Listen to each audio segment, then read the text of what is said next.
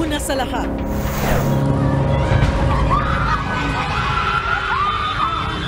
umabot hanggang sa Commonwealth Avenue ang pagkuyog ng mga residente sa lalaking ito sa Quezon City. Kulang pa, para mo na akong pinatay. Hanggang sa police mobile, hindi pa rin nila tinantanan ang lalaki.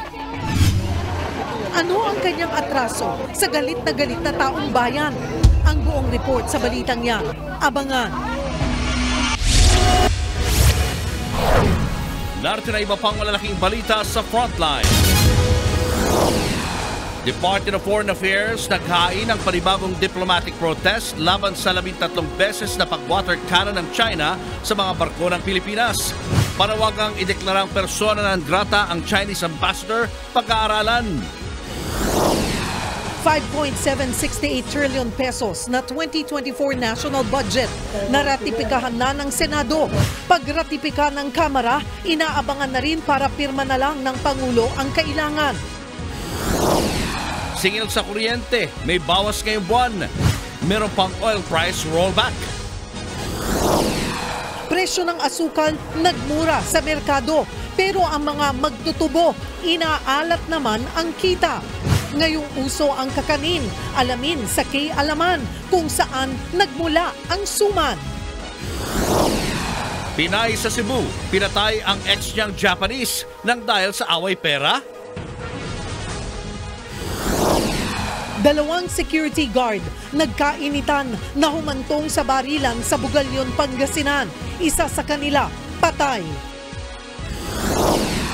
At sa gitna ng kontrobersya sa marihiwalayang Richard Gutierrez at Sara Labati, nanay ng aktor na si Annabel Rama, ayaw raw maghiwalay ng dalawa.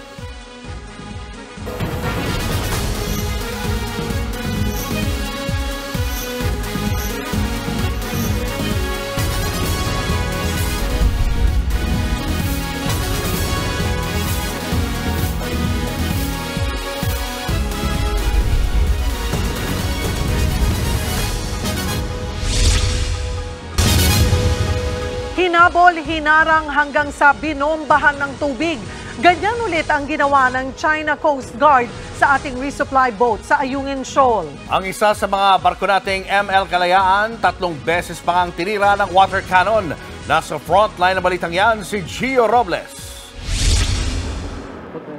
Ganito sinalubong ng China ang resupply mission ng Pilipinas sa Ayungin Shoal bandang alas 6 ng umaga nitong linggo. Walang habas na binomba ng tubig ng China Coast Guard ship na may bow number 21555 ang BRP Cabra na isa sa mga escort ng resupply boats na Onaiza May 1 at ML Kalayaan. Ang News 5 ang tanging media na sakay ng BRP Cabra nang bombahin ito ng tubig. Kita rin sa aerial shot na ito na napapagitnaan ng CCG at malaking Chinese militia vessel ang BRP Cabra habang binobomba ito ng tubig. Around 6:11 in the morning, ML Kalayaan already received a direct hit of water cannon coming from China Coast Guard 5204. At a distance of around 0.5 nautical miles is the Philippine Coast Guard vessel MRB 4407.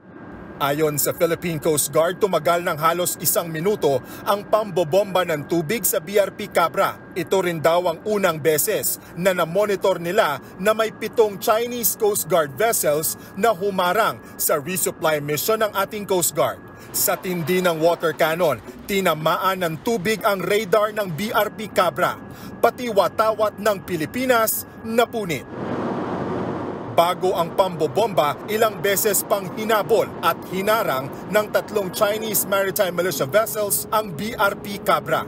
Hindi rin nakaligtas sa water cannon maging ang Onaiza May 1. Sa video na ito, makikitang dumikit pa ang CCG vessel bow number 21556 sa gilid ng Onaiza May 1 hanggang sa tuluyang bumangga ito sa mas maliit na resupply boat.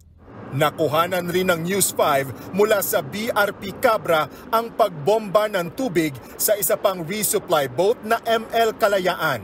Pagmasdan ang bulwak ng tubig mula sa CCG vessel 5204. Ayon sa Philippine Coast Guard, unang tinarget ng China ang ML Kalayaan mag-alas 6 ng umaga. 3 beses tinira ng water cannon ang resupply boat na may 5 minutong pagitan. Ilang sandali pa tuluyang tumirik ang ML Kalayaan kaya hindi na ito natuloy at hinila na ito ng BRP Sindangan pabalik ng Palawan. It has already engine trouble. This is the reason why ML Kalayaan from this moment on until the completion of the resupply mission, it was already securely moored. It no longer has the capability to proceed to its mission. Bagaman pasok sa ating exclusive economic zone ang Ayungin Shoal, patuloy na ginigiit ng China na kailanman hindi ito naging bahagi ng ating teritoryo kaya walang legal na basihan ng Pilipinas para angkinin ito.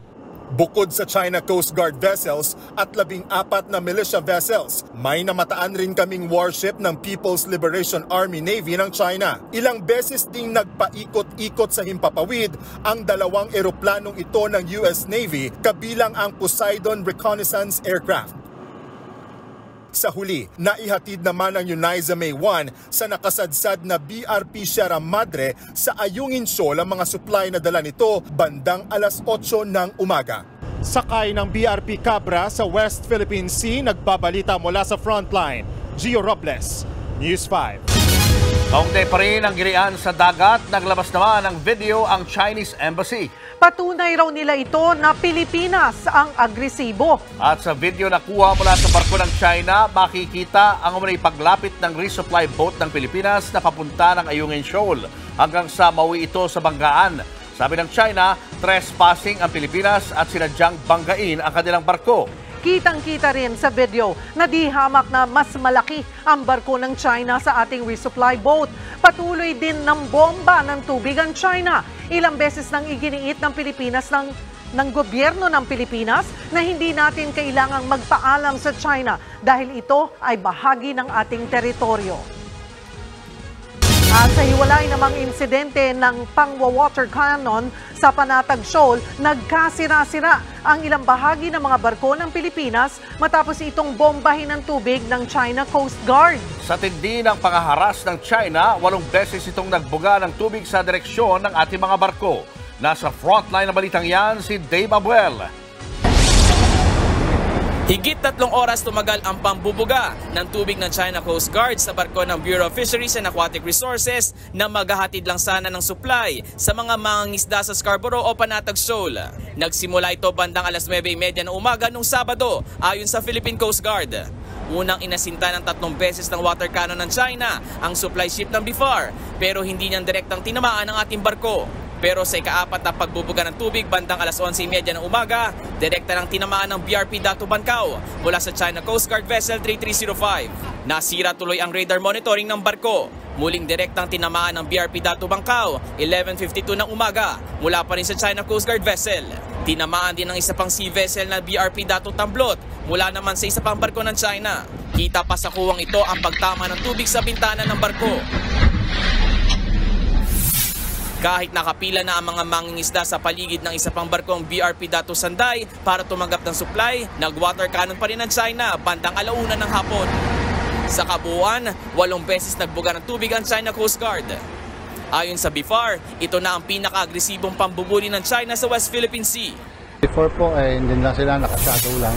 Pero ngayon kahit na distribute na tayo ng mga gas, na mga natin para sa mga fishermen, nagbumomba na sila ngayon ng water cannon. Before po, wala namang ganun. Ayon sa Philippine Coast Guard, nasa 15 beses na gumawa ng delikadong maneuver o pagdikit ang mga barko ng China. 4 dito, nasaksihan namin sa sinasakyan naming BRP Dato Sanday. 2 beses tuloy nabangga ang BRP Dato Bancao.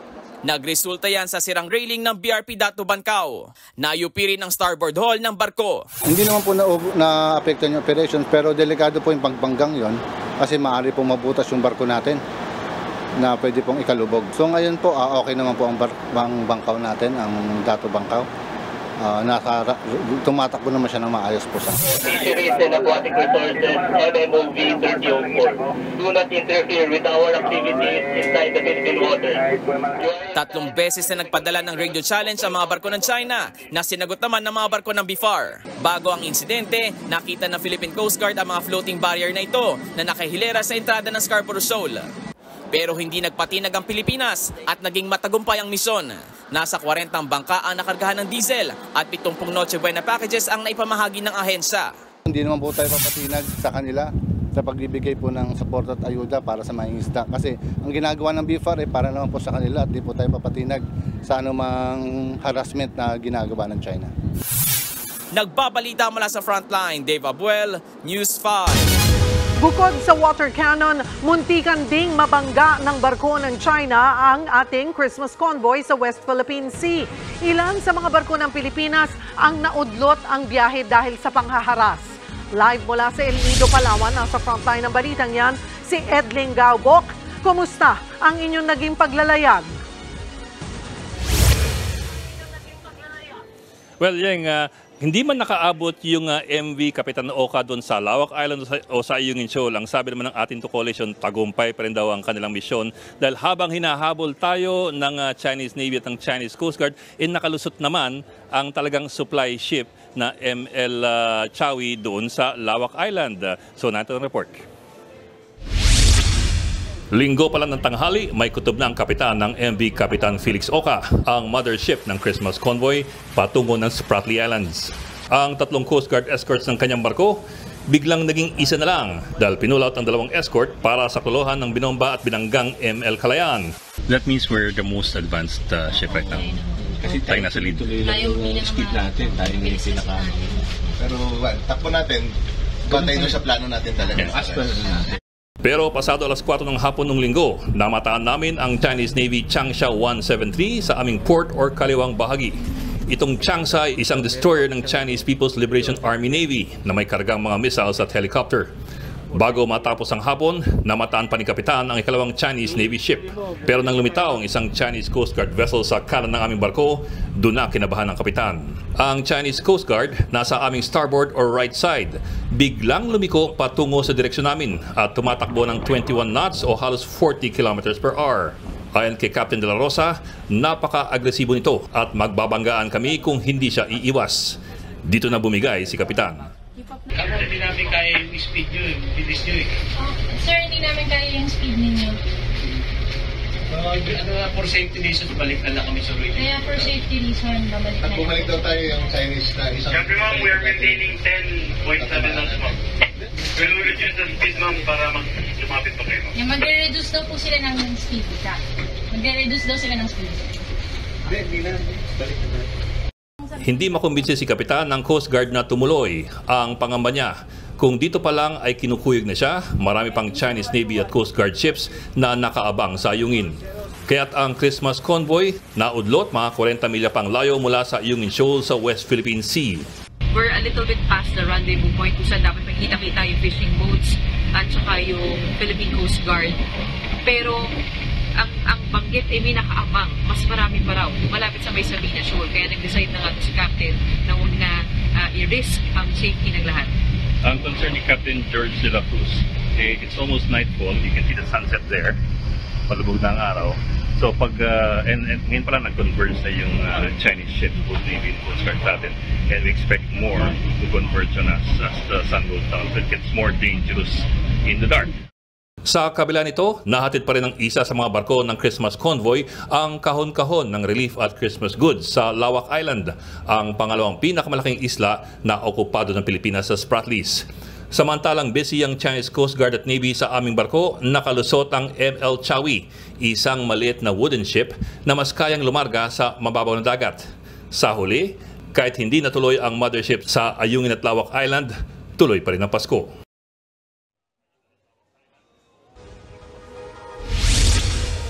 Well, Yeng, sa totoo lang, ang daming medyo na-disappoint doon sa hindi natuloy na na larga ng Kapitan Oka hanggang sa Ayungin at doon sa Lawak Island. In fact, nung nangyari lahat ito, nagmimisa kasalukuyan nung panahong yon si Father Robert Reyes doon sa after deck ng barko. At tinigil niya ang misa. Nasa kalagitnaan siya ng sermon, tinigil niya yung misa, tinigil niya yung sermon kasi nakikita niya nagkakagulo na at umiikot na yung barko. So, muntik na makansela ang misa, muntik na rin makansela ang Pasko sa Lawak Island. Pero buti na lang, naipasok ng ML Chawi yung kanyang karga at tuloy pa rin na Pasko. Bok, pero ito nga hindi natuloy, magsusubok ba ulit ng isa pa muling civilian convoy? Well, that's true. Ang sabi ni Paeng David, siya yung co-convenor at siya yung presidente ng Akbayan Movement. Ang sabi niya, this is not the end of it. Ang balak nila ay magpaplano pa sila ng iba pa mga convoys in the future. Kung kailan yun, hindi pa sigurado. Sabi niya, maaaring sa Valentine's convoy naman. Hatid nilang Valentine's convoy. Baka may Holy Week convoy, hindi alam. Pero sabi nga niya, in the end, the point is to assert that we should be able to go there when we want, not when China will allow us. So yun, meron pa raw parating. Kung kailan lang, hindi pa tayo sigurado. Bok, ano ang naging reaksyon nyo nung nag-decide yung kapitan na hindi na nga tumuloy?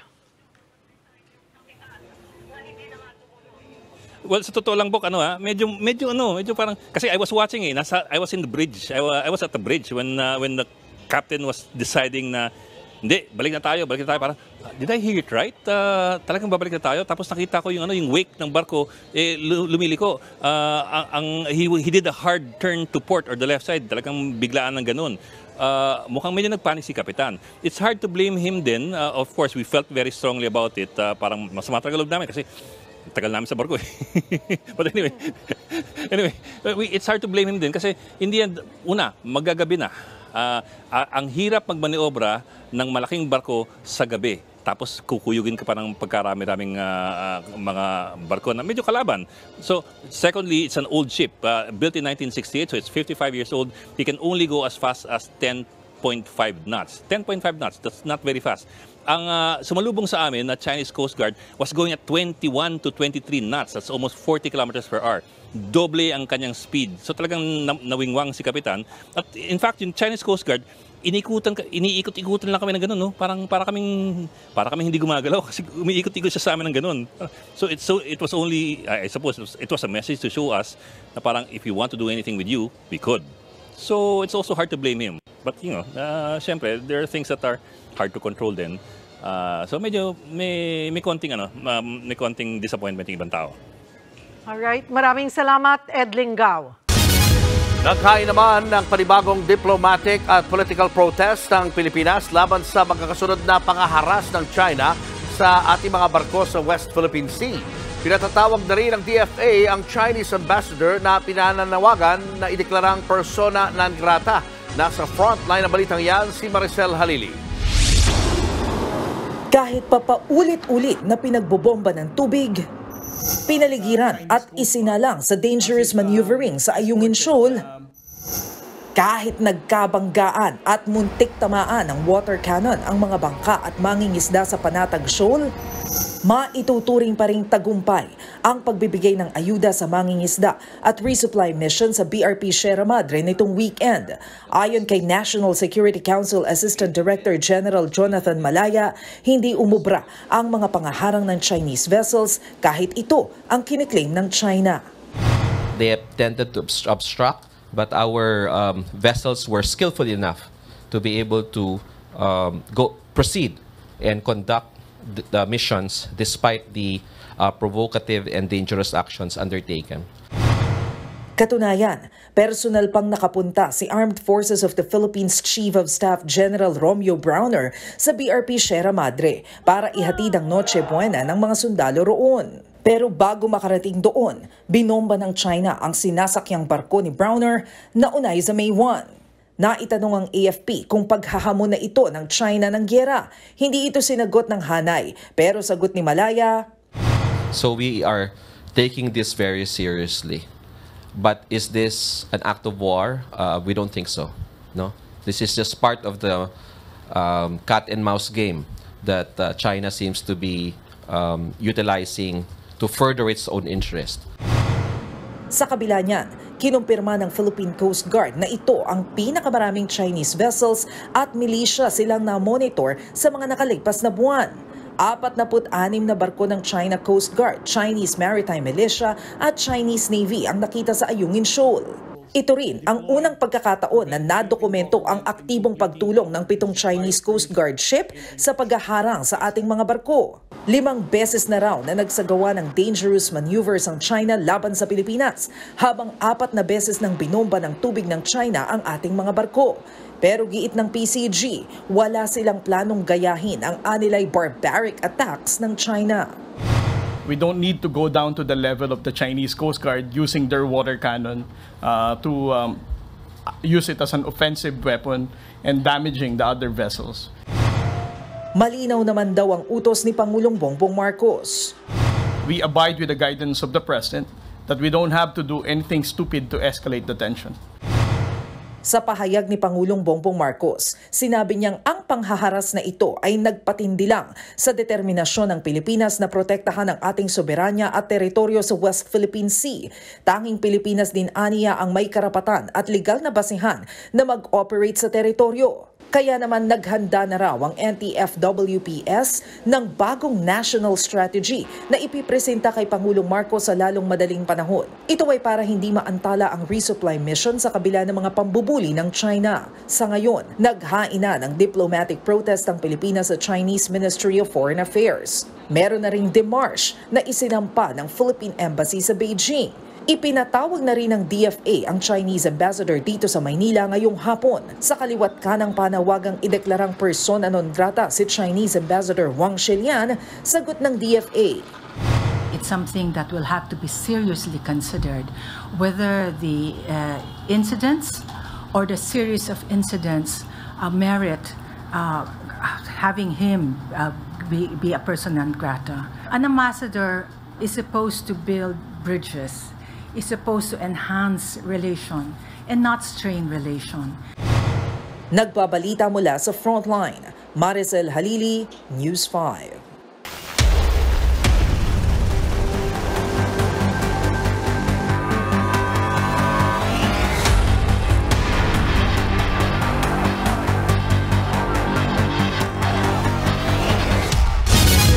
Itindetalye ng OFW na si Nora Babadilla sa News 5 ang naging pagdukot sa kanya ng Hamas noong October 7.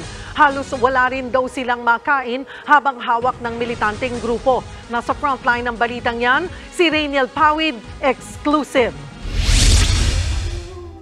Mahigpit na yakap ang sinalubong ni Nora Babadilla sa News 5 nang bisitahin namin siya sa kanyang tinutuluyan dito sa Tel Aviv, Israel. Isa si Nora sa 2 Pinoy na naging bihag ng Hamas. November 28 nang siya'y palayain. Simula noon, tanging kaibigan at kaanak muna ang kanyang piniling makasama. Malinaw pa sa alaala ni Nora ang nangyari nitong October 7. Bibisitahin niya lang dapat ang ilang kaibigan sa kibbutz ni Rim nang biglang lumusob ang mga Hamas. Nagtago raw siya sa isang kwarto pero kinailangang lumabas ng masunog ang bahay. Binuksan ko yung bintana. Pagbukas ko ng bintana, tumalon ako. Pagtalon ko, nandun yung mga terrorist sa baba. Yun, tapos nung nakaumang na yung baril sa akin, sabi ko sa kanila, Pilipini, itong inaano ko, sabi ko, Pilipini, huwag niyo kong anuhin, huwag niyo akong patayin, sabi kong ganyan. Para kay Nora, ang kwintas niyang krus ang nagligtas sa kanya. Ipinakita niya raw ito sa Hamas at pagkatapos magmakaawa, isinakay siya sa isang sasakyan patungong Gaza. Pagdating doon, ipinarada raw siyang parang isang napanalunang tropeyo. Yung baril nila, yung bang nagsiselebrate sila na may nakuha sila, tapos may mga dead body sa likod ng sasakyan. Yun, ganon. Hanggang siguro mga half hour kaming naglibot sa city nila. Doon na raw kinulong si Nora sa isang kwarto kasama ang iba pang bihag. Halos wala raw silang makain. Ang pagkain namin pita lang na may konting cheese. 3 kami kumakain na bibigyan nila kami ng 2 pita. Sa isang araw, minsan may 2 meals, minsan isa lang, isang beses. Tapos binigyan kami ng isang timbang tubig para Maligo ba? Magkakasya ba yun sa 3 tao? Matapos ang 23 araw, dinala si Nora sa isang ospital. Hindi para ipagamot, kundi para ikulong ulit. Sa kabila ng tila pakikipagpatintero kay kamatayan, si Nora, dasal ang pinanghawakan. Pinagdadasal ko na sana sa Pasko makauwi na ako dito. Yun ang pinagdadasal ko lagi. Nasabi ko sana makasama ko pa nga si Ikso at saka makauwi pa ako sa pamilya ko. Hanggang sa magkaroon ng tigil putukan, kasamang pinalaya si Nora. Kahit isa ng Israeli citizen, umagapay pa rin ang OWA at Philippine Embassy sa Israel sa ating kababayan. So initially, makakatanggap siya ng $200 na emergency financial assistance from OWA. And then of course, if she decides to go home, she will receive an additional more benefits. She intends to set up a business. We have government agencies willing to support and provide initial capital if she has a business plan. Sa ngayon, patuloy ang medical assessment kay Nora. Sumasailalim din siya sa plant therapy o pag-aalaga ng halaman bilang bahagi ng kanyang post-war debriefing. Sagot na raw ng Israeli government ang kanyang pagpapagamot at pansamantalang tirahan. Wala pang konkretong desisyon si Nora kung kailan babalik ng Pilipinas. Pero ayon sa 70 anyos na Pinay, uuwi siya sa bansa sa oras na handa at maghilom na ang trauma na hatid ng 53 araw na pagkakabihag sa kamay ng Hamas. Nagbabalita mula sa Frontline, Rainiel Pawid, News 5. Traffic na nga dahil holiday season abay mas tumatraffic pa dahil sa mga pasaway sa kalsada. Dagdag problema rin ang mga commuter ang kinakasang tigil pasada. Nasa Frontline ng balitang yan si Jenny Dongon. Pwedeng babaan. Wala po tayong magagawa dyan. Panay ang pakiusap ng motoristang ito matapos harangin ng MMDA officer. Ang rider kasi dumaan sa EDSA bus lane. Paliwanag niya, unang beses lang siyang nadaan sa EDSA dahil taga Lucena, Quezon pa siya. Pero di siya pinagbigyan. Ang motorista namang ito nagdadahilan pa. Sa Dilaw lang sir, di naman alam ko 5,000 minsan yan eh. Hindi ako lalabas dyan. Pero nang ipakita ng MMDA ang pruweba na nasa bus lane siya, di na siya kumibo. Okay na. Maging ang tauhan ng Philippine Coast Guard na papasok pa lang sa trabaho at isang pulis, walang takas sa mata ng MMDA. 5,000 ang multa para sa first offense, 10,000 para sa second offense at 1 buwang suspensyon ng driver's license at sasailalim sa road safety seminar. Para sa ikatlong offense, 20,000 pesos na multa at 1 taong suspensyon ng driver's license. 30,000 pesos naman para sa pang-apat na paglabag at maaaring revocation o pagpapawalang bisa ng driver's license. Kasabay ng pagbabantay sa EDSA busway, nagsagawa ng clearing operations ang MMDA sa mga itinalagang mabuhay lanes sa Metro Manila. Ito yung mga kalsadang itinalaga bilang alternatibong ruta kapag usad pagong ng trapiko sa mga pangunahing lansangan gaya ng EDSA. Sa Camyas Road sa Quezon City, sinita at pinagmulta ang mga may-ari ng mga sasakyang ginawang parking lot ang mga bangketa. Inatak naman ang van at SUV na ito. 1,000 piso ang multa ng mga attended vehicle, habang 2,000 piso naman sa mga unattended vehicle at diretso sa impounding area sa Tumana, Marikina.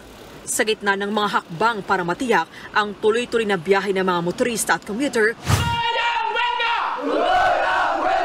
nag-anunsyo naman ng panibagong tigil pasada ang grupong Piston mula December 14 hanggang 15. Bilang pagtutol pa rin yan sa December 31 deadline ng PUV consolidation sa ilalim ng modernization program ng gobyerno. Apektado raw niyan ang Metro Manila, Central Luzon at Calabarzon. Pero babala ng Piston, pwedeng lumawig sa panahon na hindi harapin ng gobyerno o ng DOTR ang panawagan na pagbasura sa 2017-011 at yung pagtanggal ng deadline ng December 31 ng 2023.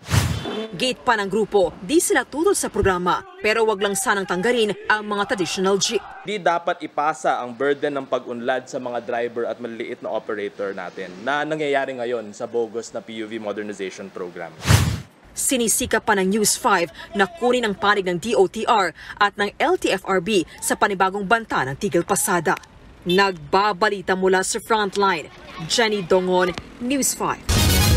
Susunod, mga senador gusto nang pabalikin ng China si Chinese Ambassador Wang Shilian dahil sa panibagong pangaharas sa mga barko ng Pilipinas.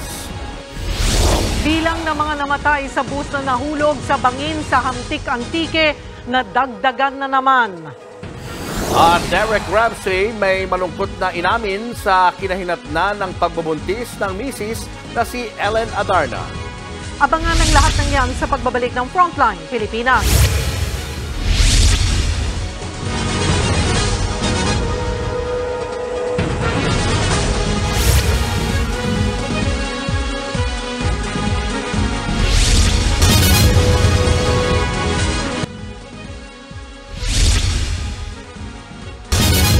Kinuyog ang isang lalaki sa Quezon City. Siya ang tinuturong nagsimula ng sunog na tumupok sa bahay ng 80 pamilya. Nasa frontline ng balitang yan si Mon Gualvez. Nagngangalit na apoy ang gumising sa mga residente ng Upper Nawasa sa Barangay Commonwealth, Quezon City pasado alas 2 ng madaling araw kanina. Makikita sa ilang video na halos magkulay pula pa nga ang langit dala ng malaking sunog. Pahirapan ang pagpatay sa apoy. Sa gitna ng malaking sunog, sapul din sa video ang pagkuyog at pambubugbog sa isang lalaki sa kahabaan ng Commonwealth Avenue. Siya ang itinuturo ng magkakapitbahay na nanunog daw sa lugar. Kulang pa, para mo na akong pinatay. Wala kami lahat. Wala na kami lahat, wala na. Wala, zero balance na ako. Nagsusunog yun. Hanggang sa police mobile, hindi mapigil ng mga residente ang kanilang sama ng loob sa inarestong lalaki na kinilalang si Alias Pilay. Kwento ng mga nasunugan, 3 beses nang nagtangka si Alias Pilay na sunugin ang kanilang bahay. Naagapan lang daw ito dati dahil pawang maliwanag pa ng ginawa niya. Wala natira sa amin kay isa. Mas, hayop ka. Sarap po. Ngayon ako. May baril lang ako ngayon. Barilin talaga kita. Hayop ka. Iiyak-iyak naman si Alias Pilay habang sakay ng police mobile. Nanindigan siyang wala siyang alam sa binibintang sa kanya. Wala po ang pinasok po na panununog po ng bahay. Inisip ko po yung pamilya ko po. Aabot sa 80 pamilya ang nawala ng tirahan. May natira man, ilang yero at mga bakal na iniipon na lamang nila para mapakinabangan. Sa mga tent na itinayo muna sa covered court, posibleng abutan ng Pasko ang mga nasunugan. Nasa loobang bahagi nitong Upper Nawasa Barangay Commonwealth nangyari yung sunog kaya mahirap para sa mga truck ng bumbero na mapasok ang lugar. Nagkataon pa nagawa sa mga light materials at dikit-dikit lang din yung mga bahay kaya mabilis kumalat ang apoy. Aminado ang barangay na malaking hamon talaga sa lugar, oras na may mangyaring sakuna gaya ng sunog dahil sa kitid ng daanan. Kasi ang lugar pong yan, isa lang ang lalabasan mo, isa papasukan mo. Na yung kalsada, yung daanan talaga, 2 metro lang. Kaya ibig sabihin, kung 2 metro, hindi makakapasok talaga mga fire truck, yung mga re-responde. Kaya sa susunod na taon, plano ng barangay na maglagay ng fire hose cabinet sa kada 25 metro sa lugar. Nagbabalita mula sa Frontline, Mon Gualvez, News 5. Umakyat na sa 19 ang patay sa nahulog na bus dahil sa killer curve sa Hamtik Antique. Lumutang naman ngayon ang kuha sa CCTV na magpapakita ng paghinto ng bus na tila nasiraan bago ang disgrasya. Nasa frontline ng balitang yan, si Elaine Fulgencio. Sa CCTV footage na ito, kitang pagdaan ng Ceres bus na yan sa Barangay Lindero, Tobias Forner sa Antique pasado alas 4 ng hapon nitong Martes. Pero biglang huminto ang Ceres bus. Kwento ni na Teacher Mika, Teacher Kim na huling pasahero ng bus, hindi pa man sila nakakalayo ng tumigil ang bus. Tapos nung nakasakay na kami, sa medyo sa baba nun, huminto yung Ceres. Tapos parang may ginawa sila sa ilalim, sa front part ng bus. Paghinto ng bus, lumapit sa bus driver ang isang rider at tila may inabot na gamit. Saka bumaba ang bus driver sabay yuko sa ilalim ng bus na parabang may inaayos, habang ang rider at konduktor ng bus nakaabang sa likod niya. Makalipas ang ilang minuto, lumipat ang driver sa kabilang gilid ng bus at tinignan din ang ilalim nito. Sa kanilang pinihit-pit ang gulong ng bus, halos 5 minutong inabot bago nakalarga ulit ang bus. Ang lugar na yan, ilang metro lang ang layo sa barangay Igbukagay sa bayan ng Hamtik kung saan nahulog sa bangin ng naturang bus. Ayon sa Hamtik PNP, tugma ang CCTV footage sa testimonya ng mga survivor ng trahedya. Meron kaming na-recover na CCTV footages kung saan itong series bus, nag-stop siya at nanghiram ng tools at inayos. Na-recover na rin ang dashcam footage ng nahulog na bus pero hawak pa raw ito ng bus company na Volocart Transit. Dito po sa atin yung dashcam, nasa kustodiyan na po ng Volocart, ng series bus operator, yung office nila. Request na po tayo na i-custody po natin yung para po sa ongoing investigation natin. Nananawagan na rin ng Antique Provincial Government ng masinsinang investigasyon kung dahil nga ba sa kalsada ang trahedya o dahil nawalan ng preno ang bus. Sa ngayon, umakyat na sa 19 patay sa disgrasya. Sabi naman ng bus company, inihahanda na nilang mga kaukulang dokumentong kailangan ng LTFRB para sa ipinataw na preventive suspension. Nagbabalita mula sa Frontline, Elaine Fulgencio, News 5. Bangkay na ng matagpuan ng kaisa-isang pasahero ng bumagsak na eroplano sa Isabela. Ayon sa mga otoridad, pasado alas 9 ng umaga kahapon nang matagpuan ang labi ng babaeng pasahero. Natuntun siya ng K9 trackers, 200 metro ang layo mula sa bumagsak na Piper plane. Unang pinaniniwala ang buhay ang pasahero matapos makita ng rescuers ang ginawang silungan malapit sa crash site. Dadalhin ang kanyang labi sa Palanan, Isabela. Unang na-recover ang labi ng piloto noong Huwebes. November 30 nang bumagsak ang sinakyan nilang eroplano na papunta sana ng Palanan. Pauwiin na lang sa China si Chinese Ambassador to the Philippines, Wang Zilian. Yan ang panawagan ngayon ng ilang senador, lalo't wala naman daw na itutulong ang ambassador sa patuloy na tensyon sa West Philippine Sea. Nasa frontline ng balitang yan, si Mayan Los Baños. Sa gitna ng patuloy na panggigipit ng China sa West Philippine Sea, mismong Senate President Juan Miguel Zubiri na ang nanawagan kay Pangulong Bongbong Marcos na pauwiin na si Chinese Ambassador Wang Zilian dahil wala naman daw siyang nagawa para tugunan ang patuloy na pag-atake ng Chinese government sa ating mga tropa. Pati Senator G.V. Ejercito, pinababalik na rin sa China si Ambassador Wang. Ang message ko kay Ambassador, Wei Chala, di puhaw. Okay.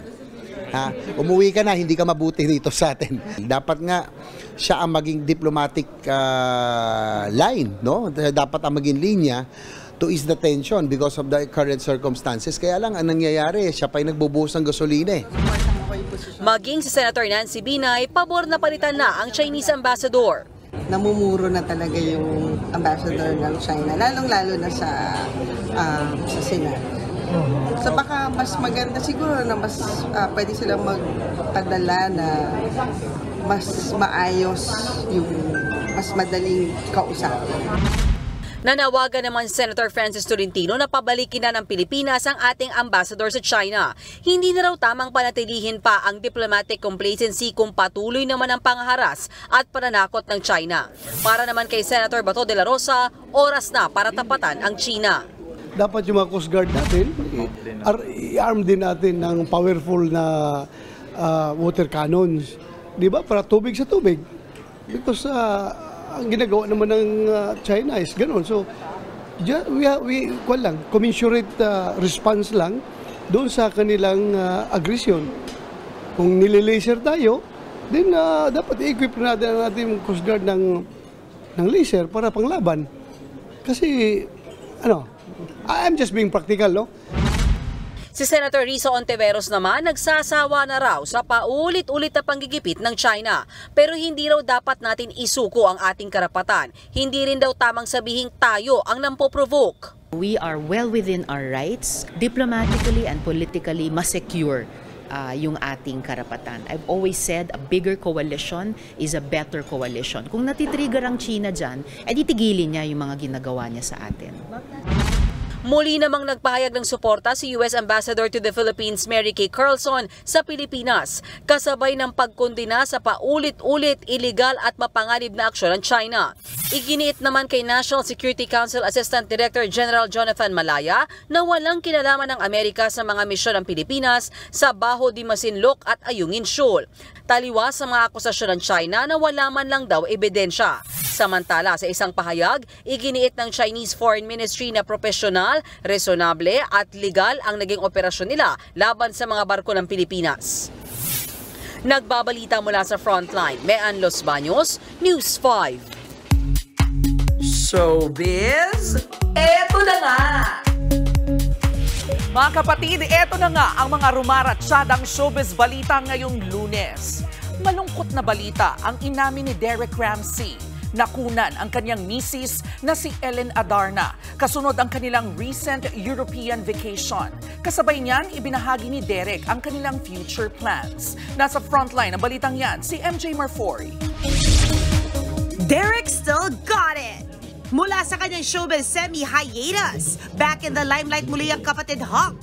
Para yan sa kanyang MMFF entry na kampon na 4 years in the making. The movie was offered to me before the pandemic pa. It was for me and Chris Aquino. But unfortunately, things didn't happen. Makakasama niya rito sina Beauty Gonzalez at actress-vlogger na si Zainab Harake. And in true Derek fashion, may maiinit silang mga eksena sa pelikula. Yun nga lang, masirap daw si D kay Beauty, na real-life bestie ng asawa niya na si Ellen. More difficult to do the one with Beauty. Kahit na very hot, soft, beso lang actually, kiss lang sa lips and then fade out. But sobrang difficult kasi I see her every week sa bahay.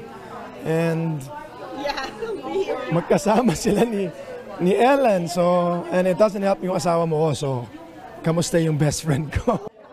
Mr. 200% kasi si Derek na all out pagdating sa buhay. Kaya nag-time off siya sa showbiz nang ikasal sila ni Ellen 2 years ago. So ayaw mo na nga ba talaga after nito? Maybe the word is it's not ayaw. It's because kilala ko ang sarili ko. My focus really is on my family. It was so difficult for the first 2 weeks na nasa set ako. Yung utak ko nasan si Ellen, nasan si Elias.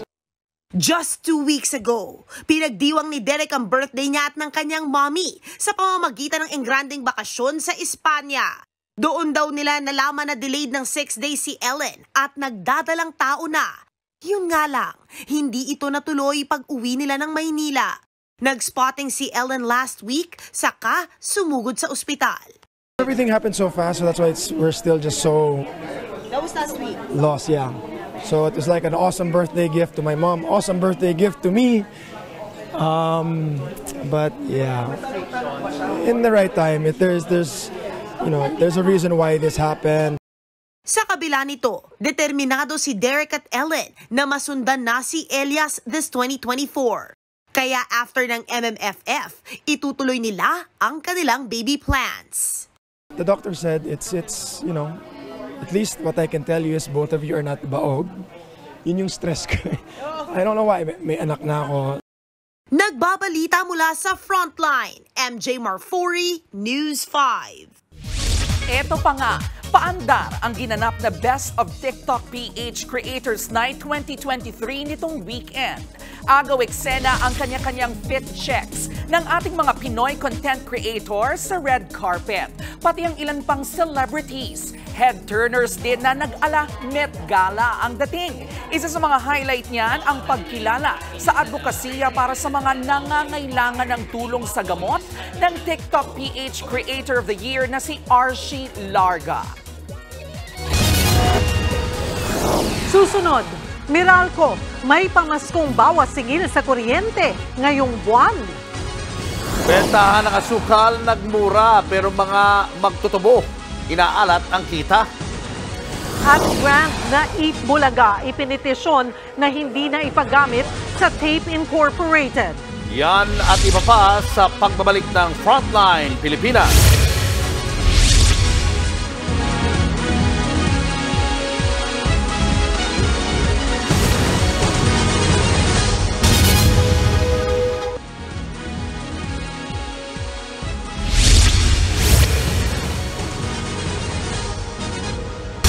Pirma na lang ni Pangulong Bongbong Marcos ang kulang para maaprubahan ang 5.768 trillion peso proposed 2024 budget matapos itong i-ratify ng Senado at Kamara. Nasa frontline ng balitang yan, si Mean Los Baños. Niratipikahan na ng Senado ngayong araw ang panukalang 5.768 trillion pesos sa national budget para sa susunod na taon. Tanging si Senator Coco Pimentel lang ang tumutol dito. Sa bersyong ipapaaproba kay Pangulong Bongbong Marcos, tuluyan ang ibinasura ng Bicameral Conference Committee ang naunang hininging confidential at intelligence funds ng ilang ahensyang walang kinalaman sa seguridad ng bansa. Kabilang ang Office of the Vice President at ang Department of Education na parehong pinamumunuan ni Vice President Sara Duterte. Hindi na rin ibinalik ang 300 million pesos na confidential fund ng Department of Information and Communications Technology. Pinatunayan nila na walang mangyayari katulad ng haka-haka na may mangyayari sa BICAM na may ibabalik ang confidential funds. Na-sustain ho natin yung kagustuhan din ng ating mga kababayan na iwasan na po itong confidential controversial fund. Sa security agencies, inilipat ang mga tinapyas na confidential at intelligence funds. Sa kabuuan, mahigit 9 billion pesos o 2% ng panukalang budget ang confidential at intelligence funds sa susunod na taon. Sang-ayon naman daw ang House contingent sa panukalan ni Senator Risa Ontiveros na ipagbawal ang paggamit ng contingent fund para sa CIF. Pwera na lang daw kung ipacertify as urgent ito ng Pangulo. Parang naging ugali na ng dumaraming civilian agencies humingi ng CIF na dapat pakaunti ng pakaunti hanggat maiwan na lang sa mga civilian agencies na mayroong mandate at expertise either sa national defense or sa public safety. Kung noong nakaraang 3 taon, nakasentro ang budget ng ating bansa sa pagresponde sa pandemya, sa darating na 2024, nakatuon ang budget ng gobyerno sa paglaban sa inflation o pagtaas ng presyo ng mga bilihin. Gayon din ang pagkakaroon ng murang pabahay at pagprotekta sa ating claim sa West Philippine Sea. Dahil dyan, dinagdagan ng higit 3 bilyong piso ang pondo ng Philippine Coast Guard at higit 8 bilyong piso naman sa Department of National Defense. Primary motive para effectively maitaguyod ng ating mga frontline agencies yung national interest sa buong maritime zones ng Pilipinas at syempre urgently sa West Philippine Sea. Target ipaaproba kay Pangulong Marcos ang 2024 national budget bago siya bumiyahe papuntang Japan sa December 15. Nagbabalita mula sa frontline, Mean Los Baños, News 5. Mga kapatid, may bawas singil na ipapatupad ang Meralco ngayong Disyembre. 79 centavos kada kilowatt-hour ang kanilang magiging tapyas para sa buwanang ito. Katumbas yan ng 159 hanggang 398 pesos na menos sa power bill, depende sa konsumo. Bunsod yan ng pagbabawas ng Meralco sa kanilang generation charge kasabay ng pagbaba ng demand sa Luzon. Bukod dyan ay bumaba rin ang presyo ng panggatong sa mga planta sa world market at ang paglakas ng piso kontra dolyar. Hopefully magandang balita lalo na ho ngayong kapanahon ng Kapaskuhan. We call it seasonality of consumption. It usually kicks in during the summer months, starting with on March all the way towards June. No? By July, pag nag-umpisa nang pumasok yung rainy season, hanggang bare months, hanggang Pasko, no? Hanggang tumawid ng January at February, mababa ang demand. Para naman sa mga motorista, may big-time rollback ulit sa petrolyo ang mga kumpanya ng langis bukas. 1 peso and 85 centavos ang bawas sa kada litro ng diesel ng Petrogas, Sea Oil, Caltex, Clean Fuel, PTT Station at Shell. Magtatapyas naman ng 1 peso and 60 centavos sa kada litro ng kanilang gasolina, habang may bukod na 1 peso and 40 centavos na bawas sa kerosene ang Sea Oil, Caltex at Shell. Ang paggalaw sa presyo ng produktong petrolyo ay dahil sa mataas na inventaryo sa Amerika at ang mabagal na pag-import ng krudo sa China. Nauna nang sinabi ng Department of Energy na hanggang sa unang quarter ng 2024 ay nakikitang bababa ang presyo ng petrolyo. Nagmura na ang presyo ng asukal pero inaalat naman ang kita ng mga magtutubo. Nasa frontline ng balitang yan si Shaila Francisco.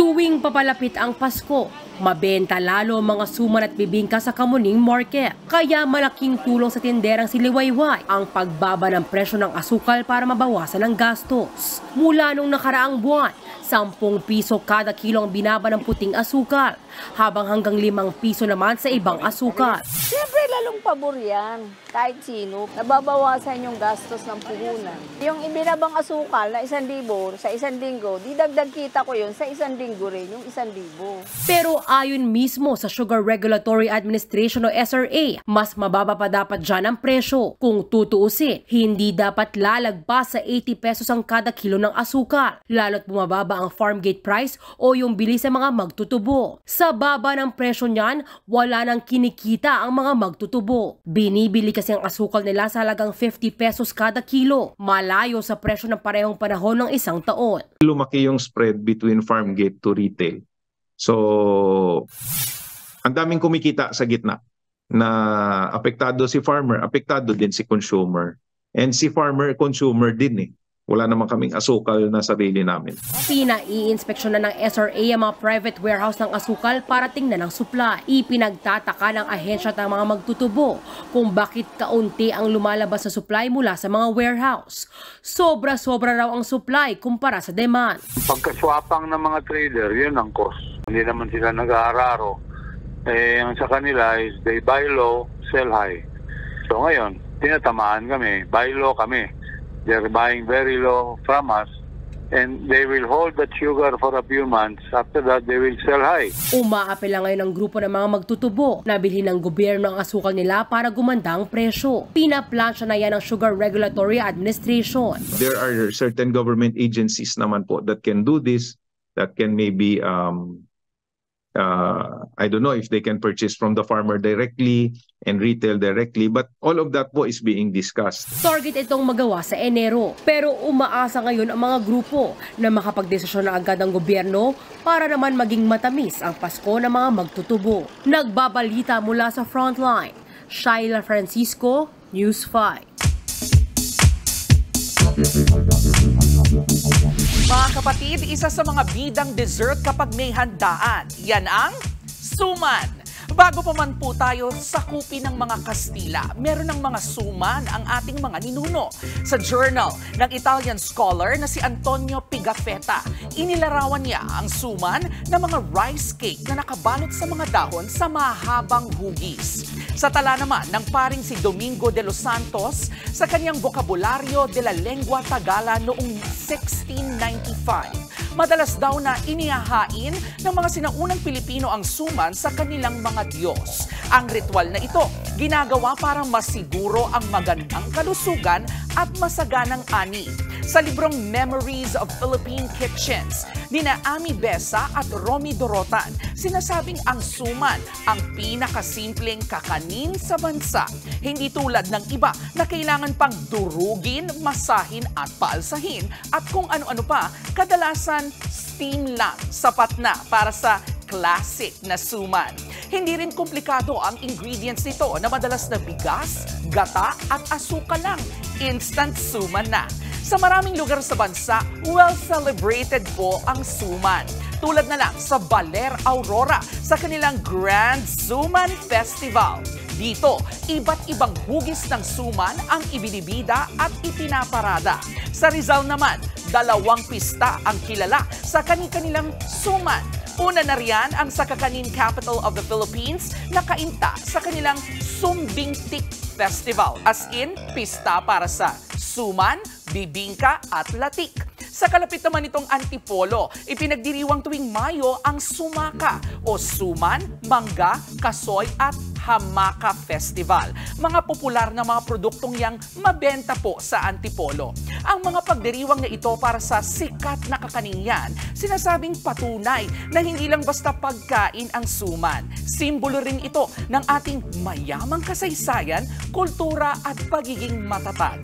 Ang pagpapahalaga po natin dito, tulad din ng ating araw-araw na paalala na ang K-alaman ay K-yamanan. K-okay.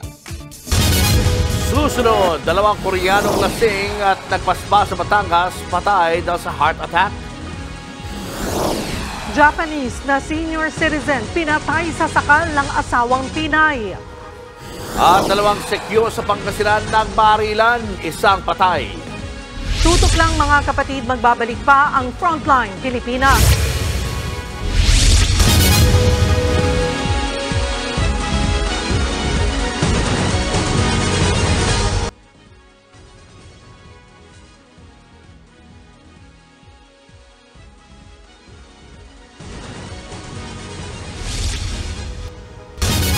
Dahil lang daw sa perang pinangako pero hindi ibinigay, isang Japanese-American ang pinatay ng kanyang asawang Pinay sa Liloan, Cebu. Kasabot pa sa krimen ang ex-boyfriend ni Mrs. Nasa frontline na balitang yan si John Aroa. Wala ng buhay at nakagapos ng packaging tape sa kamay at paa ang 62 anyos sa Japanese-American na si Hiroshi Sugawara nang matagpuan sa loob ng kanyang apartment sa Liloan, Cebu. Nakatali rin ng tape ang leeg ng biktima at bakas ang dugo sa sahig. Sa unang salaysay ng kanyang asawa na si Roxanne, sinabi nitong magnanakaw daw ang nasa likod ng krimen. Sa pag-iimbestiga ng National Bureau of Investigation, nadakip ang suspect na si Gami Binungkasan na nakatakas na sa Cagayan de Oro City. Pero pagbubunyag ng suspect, ang asawa ng biktima, ang mastermind at ex-girlfriend niya ito. Mas tumibay ang ebidensya laban kay Roxanne nang makita ng NBI ang ilang kuha ng CCTV kung saan makikita siya at si Binungkasan malapit sa apartment bago at pagkatapos ng krimen. Dahil dito, umamin na rin si Roxanne na sangkot siya sa pagpatay sa sarili niyang asawa. Incapacitate niya by paralyzing his lower extremities. Then, of course, with that, she would have now the full access to the withdrawals, the receiving of pensions, and the complete management of the household. Ayon kay Roxanne, nagalit siya nang di ituloy ni Sugawara ang pangakong bibigyan siya ng 120,000 pesos. Gagamitin daw sana niya ang pera sa outing kasama ang kanyang mga kamag-anak. Sinigawan niya naman ako. Sabi niya, kalimutan mo na yung pinangako ko sa'yo. Gusto ko magtrabaho ka, ang lakas mo pa. Hindi ko talaga maintindihan yung mararamdaman ko. First time kong galit na galit sa kanya. Giit naman ni Binungkasan, plano lang daw nilang paralisahin ang mister para sila na ang tatanggap ng buwang pensyon nito. Napatay niya raw ang biktima ng manlaban ito. Nakiusap yung ex ko na tama na at siya na raw ang bahala. Sabi ko ang lakas pa niya. Uubusan ko muna siya ng lakas, sakto lang na makakahinga pa. Iba yung emosyon ko noon. Hindi ko inaasahan na papatay ko siya. Mahaharap si Roxanne sa reklamong parricide habang mahaharap sa murder si Binungkasan. Nagbabalita mula sa frontline, John Arua, News 5. Heart attack ang lumabas na sanhi ng pagkamatay ng 2 Koreanong natagpuan sa isang sauna resort sa Mabini, Batangas. Unang naiulat na nasuffocate o nahirapang huminga ang 2 lalaki. Pero base sa kanilang death certificates, acute myocardial infarction secondary to heat stroke o atake sa puso ang nakasaad na cause of death. Huwebes ng madaling araw nang matagpo ang nakabulagta ang 3 lalaki. Agad silang isinugod sa ospital pero idineklarang patay ang 2 habang nagpapagaling naman ang isa. Base sa investigasyon, lasing ang mga Koreano at galing outdoor activities nang pumasok sa sauna room. Susunod, Annabel Rama, may patutsada sa gitna ng isyu ng umano'y hiwalayan ng anak niyang si Richard Gutierrez at Sara Labati. Marami pa kayong mga balita ang dapat malaman sa pagbabalik ng Frontline Pilipinas.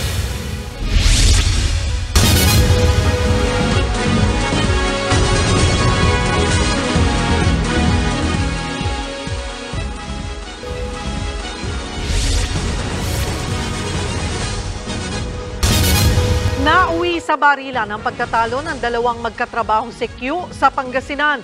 Patay ang isa habang kritikal naman ang isa pa. Nasa frontline ng balitang yan, si Gary De Leon. Nakaandusay at duguan ng security guard ni si Jeffrey Camo nang madatnan sa pinagtatrabuhan niyang planta sa Bugalyon, Pangasinan. Matapos siya ng pamamaril sa kanya ng katrabaho niyang sekyurin na si Nelson Gloriente. Ayon sa mga pulis, madaling araw nitong Sabado na magkaroon ng pagtatalo sina Camo at Loriente. Narinig nila parang nag-aamok, nagyayabang yung namatay po before yung incident. Nag-umpisa daw po yung argument nila through radio call po. And then after that, nag-meet din sila. Nag-continue yung argument nila at doon na nga po nag-resulta yung barilan nila. Base sa investigasyon, binaril ni Camo si Loriente gamit ang kanyang issued na caliber .38 revolver. Tinamaan naman si Loriente sa katawan. Pero nakaganti siya ng 3 putok gamit ang kanyang service firearms na shotgun. Tinamaan sa iba't ibang parte ng katawan si Camo. Isinugod pa siya sa ospital pero diniklarang dead on arrival. Critical naman ang lagay ni Loriente at nagpapagaling pa sa ospital. Nagsampa na ng reklamong homicide ng pamilya ni Camo laban kay Loriente. Wala pang pahayag ng security agency na pinagtatrabahuhan ng dalawa. Nagbabalita mula sa Frontline, Gary De Leon, News 5.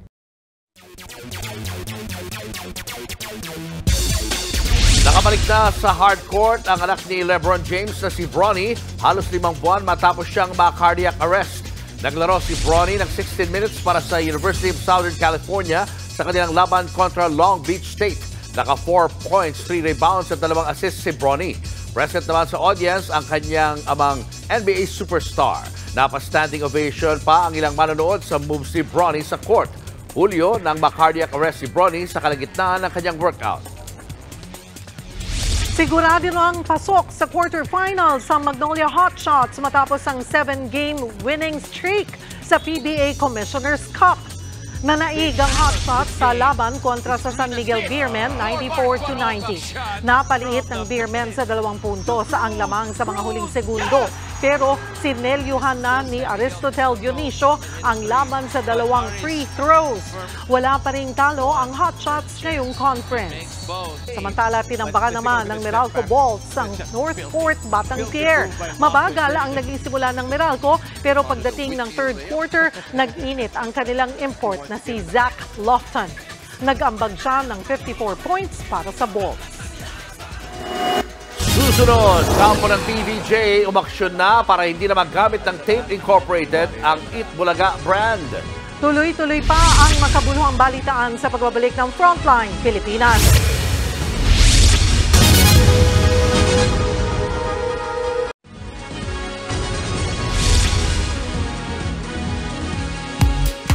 Showbiz, eto na nga! Mga kapatid, eto na nga. Trending ngayon ang malamang patutsada ng talent manager na si Annabel Rama sa gitna yan ng issue ng umano'y hiwalayan ng kanyang anak na si Richard Gutierrez at Sara Labati. Sa Facebook, meron siyang tinatawag na umano'y devil woman, makamandag, manipulative at best liar. With matching promotion pa yan para panoorin ang pelikulang Gone Girl sa Netflix. Tila clue raw ito para malaman kung sino ang tinutukoy niyang devil woman. Bago nito, nauna nang nag-post sa Instagram si Tita Annabel tungkol naman sa pakiusap niya sa mga marites na tigilan ang chismis. Hindi niya binanggit ang pangalan ni Richard at Sara, pero may pa-last note pa siyang may ayaw siyang maghiwalay dahil mahal niya ang kanyang mga apo. Eto pa nga, kumilos na rin ang kampo ng TVJ para hindi na magamit ng Tape Incorporated ang brand na Eat Bulaga. Ayon sa kampo ni Tito Soto, Vic Soto at Joey De Leon, nakapag-file na sila ng petition for preliminary injunction. Paunang petisyon yan para hindi na magamit ng kabilang partido ang Eat Bulaga na napatunayang ginawa at pagmamay-ari ng TVJ, lalo na ni Joey De Leon. Nauna nang dinismiss ng Intellectual Property Office of the Philippines o IPOPHil ang apela ng Tape Incorporated para makuha ang trademark ng Eat Bulaga sa ilalim ng Class 41 o Entertainment Registration. Alas 8 na pala? Ang bilis ng oras? Ang bilis ng panahon, mga kapatid. Ang bilis talaga. Alam nyo ba, ang 14 days na lang. Pasko na! Dance na! Oh, excited ka na? Isa lang ang hindi mabilis. Oo, ano? Traffic sa EDSA. Yun nga! Sobrang traffic! Huwag na init ang ulo, ha? Huwag na init ang ulo. At yan ang mga balita mula sa Frontline ng Pilipinas sa araw na ito. Mga balita at impormasyong para sa mga may alam at may pakialam. Kami ang inyong mga kasangga sa pagbabalita. Kasama si Kalad Karen. Ako po si Julius Babaw. Ako naman po si Cheryl Cosim. Magandang gabi, Pilipinas!